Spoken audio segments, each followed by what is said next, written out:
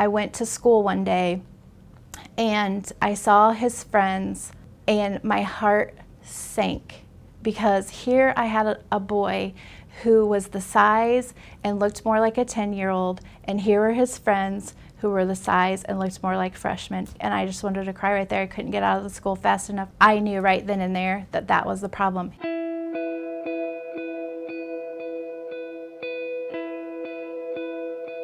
Seth in junior high tried everything. In grade school, we always said he had a lot of confidence, but he matched his peers a little bit better during those times. And he tried out for every sport in junior high. He loved football so much, and he talked about it all the time. He would teach the kids how to play it in the backyard, and he was looking forward to going out for the high school football team. And at the end of 8th grade, they had a football meeting for all the new football players to come in, and he came home that day and I said, "How was it?" And he's like, "Mom, those kids in there were really big. They were looking at me funny." We came to the University of Iowa Children's Hospital after I took both kids in to our pediatrician for school checkups.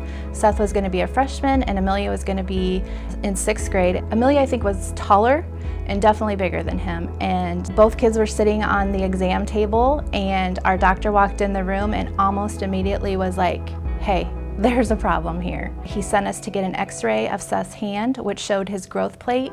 And Seth's growth was at, I believe it was 11.5-year-old, and he was just turned 15. The growth hormone treatment was amazing to me. First of all, who knew they existed? Second of all, the whole process was just a really positive one for us. When we started the process, Seth was 4'7" and weighed 64 pounds, I believe it was. I remember we were so excited that we're like, "When you hit 70 pounds, Seth, we're gonna have a party. We're celebrating when you hit 70 pounds. Now, mind you, my son is 15 when we started this, and I was marking his growth on the trim of a door because we needed to see it in person. He needed to see that he was growing. Every time he would meet a milestone of being taller than so-and-so, we would get excited. And the day he got taller than his sister was a big day. And when we ended his treatment, he was 5'4.5" and weighed 113 pounds, I think.